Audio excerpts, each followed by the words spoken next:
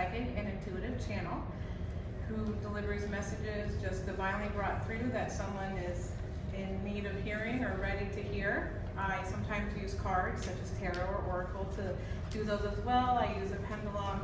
I also am learning how to do the Akashic Records readings. Just very divinely connected. That's all about being of service to you at the time in your messages.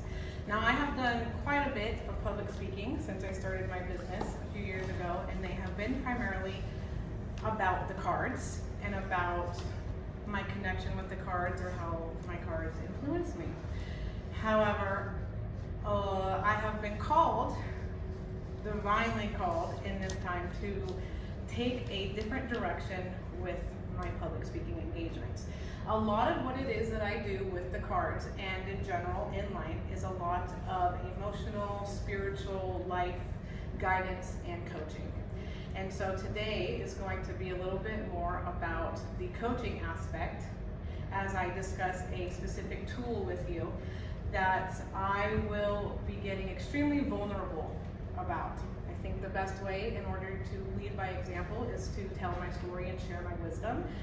And this particular tool I will give to you the situation that was happening, the tool coming into play, me using it, and the result of that tool as well. So, excuse me if I seem a little nervous. This is as vulnerable as it's gotten for me so far. So, I have been in a relationship with my partner for about 26 months now. We met in a very divine rom-com type of way in which we both lived here in Alaska, but we had both traveled outside of the state of Alaska, and we met at the Seattle airport on the same connecting flight. Our flight had been delayed multiple times and canceled. Okay, and there's a lot of other details, but that's not the whole point of this story. I just want to give a little groundwork of it being, by the time that we flew home together the next day, there was such a connection. There was a part of me internally that said, this is love. And of course, part of me freaked out. I had been celibately single at that time for 2.5 years. And so I was in this state of this really high frequency of in align with myself, that I was at a point where I loved myself enough that I didn't need somebody in my life. But if I wanted a relationship, I wanted to share myself and my life with this other person. We're still together today. Soon after me and I started getting together, or had gotten together, excuse me, I started having these incredibly vivid, horrible dreams of how he would be cheating on me, how he would be hurting me and betraying me. I'm talking, you fall asleep, you're so in the dream, you remember all the words, you remember how you feel, your body physically can feel the hurt and the pain while you're sleeping, and when you wake up, I would have every memory of all of that and a cloud that followed me throughout the entire day because it affected me so deeply. Now, in the coaching that I do, if another woman had told me this, I would probably tell her that her subconscious was telling her that this is probably what's going on. And, you know, he said the exact same thing. He's a man who also does some life coaching, and this situation expanded his own knowledge about the women's psyche and the woman's subconscious, because it's him, and he knows that he's not doing that. That, again, he would also say the same thing, that someone was probably cheating, but because he wasn't, he knows that something was going on deeper. This continued on for quite a long time, okay? Every single time I'd wake up and I would be devastated and hurt, and then I'd be paranoid throughout the day that this is what's happening, but when I was awake every day, that's not what felt right. It didn't connect, it didn't make any sense that it was what was actually happening. And then I would go to sleep and I would have dreams, and it would be different every time, different scenarios. 1.5 years into our relationship, I still have these dreams randomly.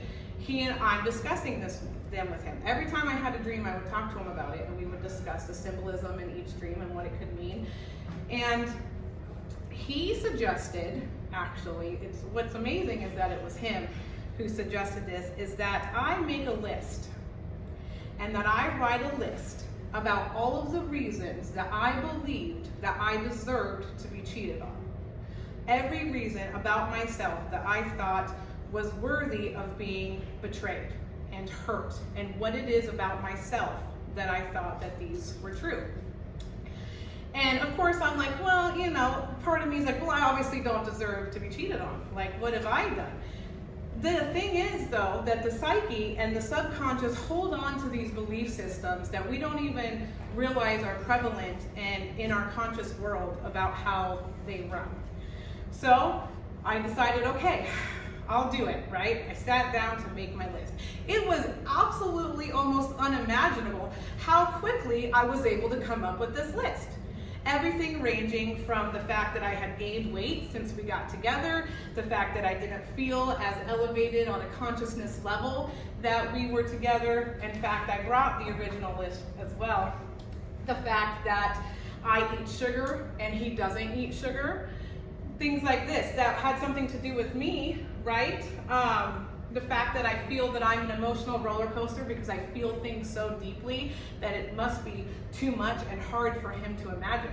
I also had things on the list, the fact that I was modeled this behavior. I don't think there was a single adult relationship in my life growing up that didn't involve some form of cheating, whether it was physical cheating, online cheating, emotional cheating. Everything around me told me that this is what happened. And if we take in I actually wrote this down as well, that if we take in the societal concept of cheating, it is so commonplace now that it's expected. In movies and songs and friends that you hear and you talk to, cheating on your partner is so expected these days that it's almost like it's okay and that you can just move on, or it teaches, you know. And so all of these things were on there, and they went on to include things such as the fact that I doubted myself sometimes, that I had 2 beautiful dogs that I brought into the relationship, and he wasn't really a pet person, right? And now he loves and cares for those dogs immensely, and it fills my heart with joy, right? But these things that were on the list, they tended to be twofold, okay? So when I made this list, and then I was discussing the list with him because he's an amazing soundboard for me as I'm working through a lot of stuff, we discovered that a lot of it wasn't even necessarily about cheating, but he looked me right in the eye that day and said, well, why would I just not break up with you? Why would I cheat on you specifically for that reason? And I was like, well, I don't know, right? Like, you could leave, that's true. He's like, what would I gain for staying around and dealing with all of these things that you're saying about yourself versus just leaving? And he's like, unless your purpose and the point would be that I would be punishing you. And a light bulb flew off in my head that everything on that list and my belief system was that I deserved and was worthy of being punished by being cheated on, and that betrayal was something that in my core told me that I deserved that. Just for being punished, just for living, just for being. There was something about this people-pleasing, perfectionism type of way that as a child I had grown into and developed to create a belief system that directed my life on such a deep level that I didn't understand that I deserved that. If I wasn't perfect, if I wasn't the perfect girlfriend, if I wasn't the perfect daughter, if I wasn't holding these unexpected, unrealistic expectations that I held for myself, that I deserved to be punished. I deserved to be punished for taking up space. I deserved to be punished for breathing. So that in itself was a profound thing for me, right? Okay, it was about punishment. Did I truly believe that? About 2 weeks after I made the list, and after we discussed point by point all of the things, I had another dream, right? I had another dream. And you know what? I'm gonna go into a little bit more detail about this one because it matters what happened in the dream. And there's some sort of school gym and I walk into the locker room, and I can see myself hiding behind a row of lockers, but being able to see diagonally another row of lockers, and there's people in there, and in walks my partner into the women's locker room, because that happens, every day. And there's two women that as he enters, they take their clothes off and drop to their knees to be of service, right? And he's saying things in the dream that, about how good it feels or how he likes it, and I'm standing over here watching, and I can feel the immense hurt, just like every other dream. Suddenly, it's like my breath catches. I can feel, I'm asleep, and my physical body can feel the pain that is happening as I watch this betrayal, and suddenly, without realizing or planning it, my conscious says, I am dreaming, okay? I'm dreaming. Why am I dreaming about this? And suddenly, in my dream, I say, what on that list is making me feel punishable right now? Why am I feeling punished? What about this is a part of that list? And the moment that I became aware that there was a higher purpose of this dream, and that it was most likely about the list, I suddenly exited my dream body. So there's three versions of me. There's me sleeping, me in the dream, and then somebody who then became the observer. I had taken myself out of feeling it and experiencing this specific moment. And I was watching myself watch the scenario. The pain vaporized. My breathing returned. And all of a sudden, I'm watching it, and he gets up and he walks over to me and he starts talking. Now, in every other dream, when he would start talking about it, it would be some sort of justification or reasoning as to why what he was doing was okay, or how I didn't need to overreact. The dream version of him was a very evil type of narcissistic man, right? This version of him. And I'm watching myself stand there listening to everything he's saying to me in the dream, although the funny thing is when I became the observer, I was no longer hearing what he was saying. It was like that Charlie Brown speaker thing, right? But I'm watching me watch him speak. And suddenly, I go back into I hadn't said a word the entire dream. And I come back in to my dream, or I come back into my body in the dream, and I open my mouth, and the first and only thing I say is I look him right in the face and I say, fuck you, David. And you know what? The moment I said that, I could feel every level of consciousness that I have breathe and feel empowered. I'm dreaming, and it was like I could hear cheering. Finally. It didn't matter at all what he was saying, because there was no reason or justification as to what was going on. And so then I woke up. I think that was pretty much the end of that dream. And I woke up the next morning, and my very first thought was a remembrance that I had a cheating dream. And I felt this chest tightening. My very second follow-up thought was, fuck you, David. And I was breathing again. And I was like, yes, that's right. That's exactly right. This moment, this feeling of this empowerment of being able to say that was everything. And my day completely transformed. I had never felt that way. All of a sudden, I felt great. I did a morning meditation. We spent some time together and went about our day. And it was a wonderful day. I wasn't drug on throughout the entire day with this cloud of hurt, okay? So my point of all of this, right, is to make the fucking list.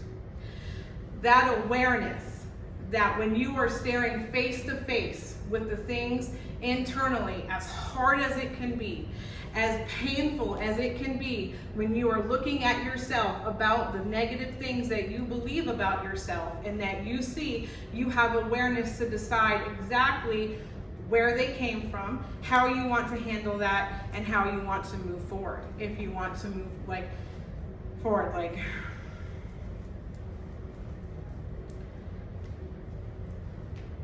because here's the other thing, right?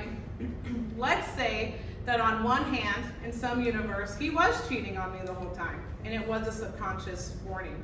Or he decides one day to start doing so. He may choose somebody else. On a day-to-day, we continue to choose each other, right? We choose to love each other and connect and to live our lives together. And if he chooses somebody else, well, guess what? Fuck you, David, right? Because I choose me. I choose me. Whether he chooses me or not, I choose me. And a part of that is being able to acknowledge the things in myself that are keeping me in a binded and just contracted sort of living versus allowing myself to live expanded and free. And that's a really incredibly powerful way to live, right? Is to choose yourself. And this list isn't just about cheating. It happened to be about this right now. I think as women in general, and I know that men do that too, but women in general tend to live their lives with this fear in the back of their mind or worry about it happening. But this list can be done for anything, right? It's about jobs or anything in your life or your day-to-day. Why am I so unhappy? You could make a list, and you make that list of these attributes that we'll call negative that seem to be driving your life without even realizing that they're driving you. And you know what? I haven't had a dream since. Since I had that profound dream where I reached that notion, I haven't had a dream about it since, and I feel more confident in my day-to-day because, yeah, there's a million billion people out in the world, right? And if I can trust and believe in myself, I can trust and believe in my relationship as well to last things. On the other side of this, okay, on the coin flip side, aside from making the list about myself, I want to also touch base. How much time do I have? 13 minutes. Okay. I'd also like to touch base about the other side. Esther Hicks calls it a positive attributes list. Okay? Now this list was about all of the things. If the other list was all the reasons I deserved to be cheated on and was worthy of having him betray and hurt me, this list was about all the reasons that I didn't, right? These are all the positive attributes about myself that don't deserve and aren't worthy of that. That list, how can I put this? That list was extremely hard to write. As easy as the other one was, because sometimes it's easier to believe the negative and bad things about ourselves than the good things, this list felt so intense, and I felt such a tightness in my chest when I went to go write it, even though I knew it would be really good for me to. I had to put myself in a space where, if you've ever heard somebody tell you to, like, when you're talking internally to yourself, like, would you talk to a friend like that? What about yourself? You know, like, why would you talk to yourself that way and not a friend? I had to put myself in the space where I was writing the list about my friend.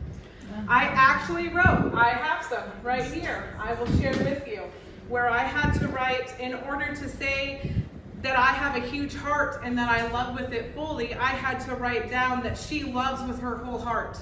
Because in order for me to write it in the I concept, I couldn't get the pen across the page.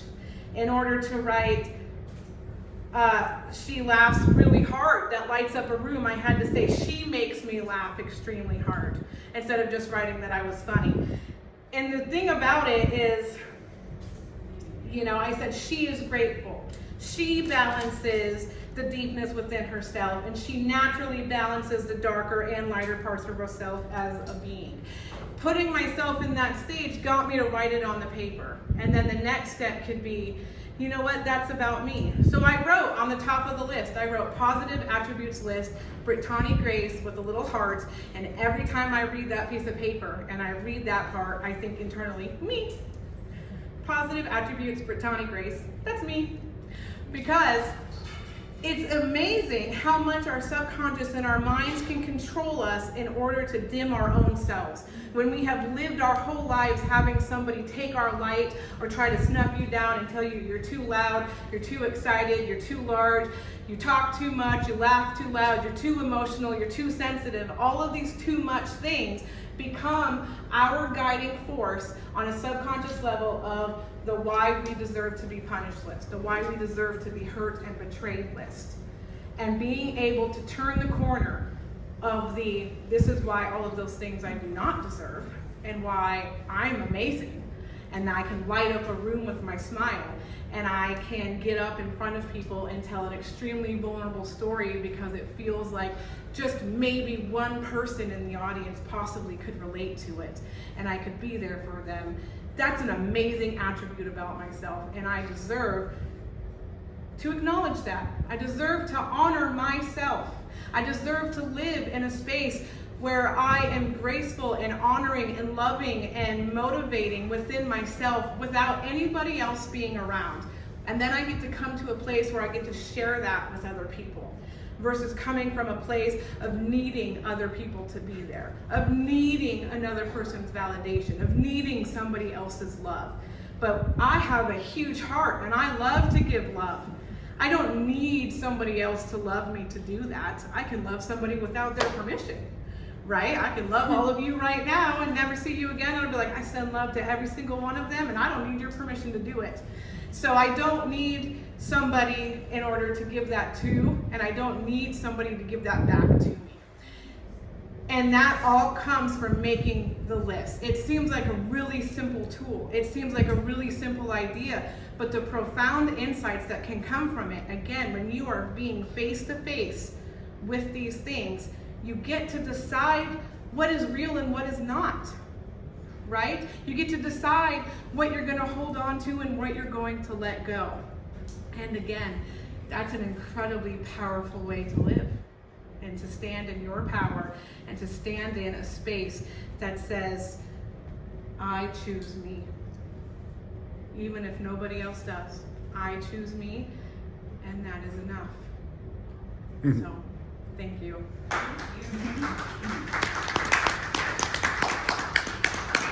Are there, how much time do we have? About 8 minutes. 8 minutes. Okay, there's plenty. Does anybody have any questions or comments that they have for me? It can be about this, it can be about anything. I do have a booth out at the Whole Life Festival as well. I am doing psychic and intuitive readings. I'll be here till 6. We can talk about this, anything else, any and all of the things. But as of right now, is there any comments or questions or guidance? Yes, ma'am. I walked in kind of late. Yeah. What I did have is quite amazing, so Thank you. Did you talk about where your story began, or? Yes. Can you give me a synopsis real quick? Yes, so real quick, basically I entered into a very healthy relationship which triggered something. I guess I could have said that at the beginning too, in my synopsis. And I started having these terrible dreams about this person cheating on me. And in general, if somebody else had told me that, I would tell them their subconscious was probably telling them what was going on.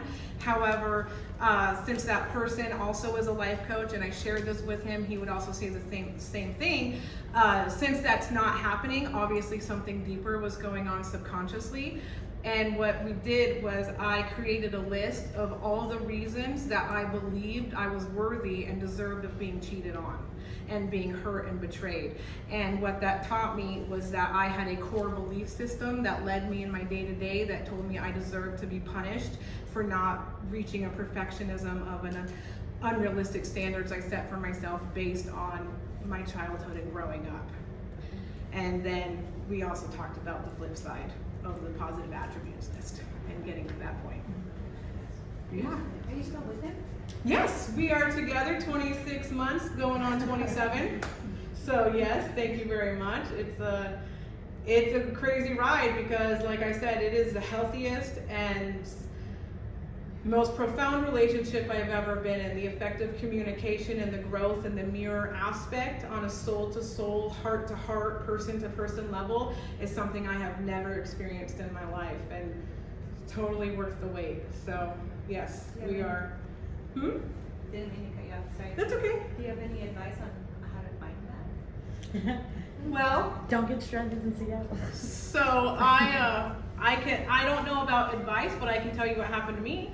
Is I basically was living my life for other people, and in an ego mindset, I fell in love with my best friend. We got engaged. It went really quickly and ended terribly. When that happened, it was as if somebody had taken my entire being and along with the relationship, my job and my entire life, having a debilitating back hip surgery issue at that time, shoved me into a cannonball. I exploded into a million pieces. I landed, somebody picked up a snow globe and shook it all about, and I landed into even more pieces. And that is the best way I can explain feeling like an empty shell, of absolutely being crushed on every level. During that time, something in me, when that happened, made me put everything I had into me, right? Even on a slow day-to-day basis, I chose healing. I chose love. I chose to move forward. Some days were easier than not. And when that happened, I mentioned this in my speech, I was celibately single for 2.5 years before he and I met, after what that happened. I dove into my spirituality. Actually, it's one of the biggest things that brought me to the cards, was diving in and on a healing journey and learning how to choose me, right? And it put me in a space where I was ready and open. I was so content and happy with my life. And people always say this too, but it happens when you don't expect it. And it's so frustrating to hear that. But the truth is I wasn't looking for it at all. I was 100% content and happy with the fact that it was just gonna be me and my dogs for the rest of my life. And while there was a part of me that knew that there was some sort of part of me that held on to the hope and the possibility of knowing that there was a love out there. I grew up without any sort of example of the love that I knew was possible, but even growing up, I knew that it was possible, that there was something better out there than what I was seeing. And something in me, as shattered as I was, held on to knowing that it could be for me if I wanted it.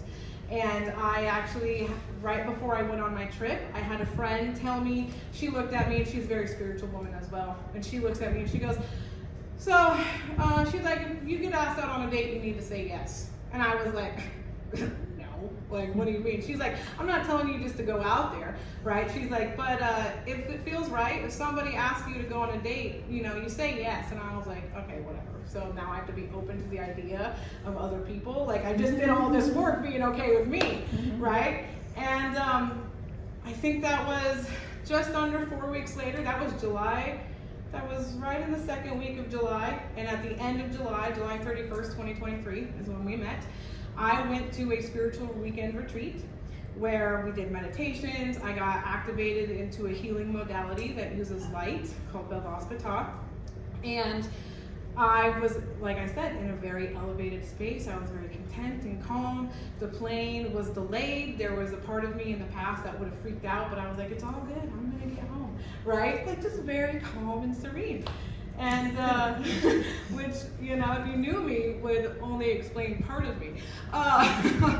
And that's where I was, honestly. It was just, it was literally, and the funny thing about it too is that when I was younger, as much as I threw myself into other relationships and had all these lessons, there was a part of me that always dreamed that I would do like some sort of romantic movie kind of meet and greet, right? Randomly in the store. I mean, I wasn't on apps or anything, and I was in the airport and I was over in our gate, and I walked away from the window I was standing next to and walked over to a row of seats that looked empty, and one person was sitting across. So I mentally was aware that somebody was there, but I didn't even look at them because I had headphones in. I was listening to the spiritual transmission, and I was just standing there because I like to stand before getting on a plane. And all of a sudden I'm reaching down and I'm cleaning my glasses with my sweater. And all of a sudden, I'm like, he's right here, right? So I'm not even looking, and I can feel somebody getting into my area. And I was like, what? Why is somebody, right? And he's reaching out and has like a little cloth with a spray to offer me to clean my glasses. And I can tell you more details and more story about that at my booth, but the next speaker is going to be starting here soon. Again, I am Brittany with Grace, and I would be happy to talk to you about anything coaching-wise, tarot-wise, life-wise. I'm a great listener, and I usually forget most of it anyway because I'm always channeling. So thank you again so much, everybody.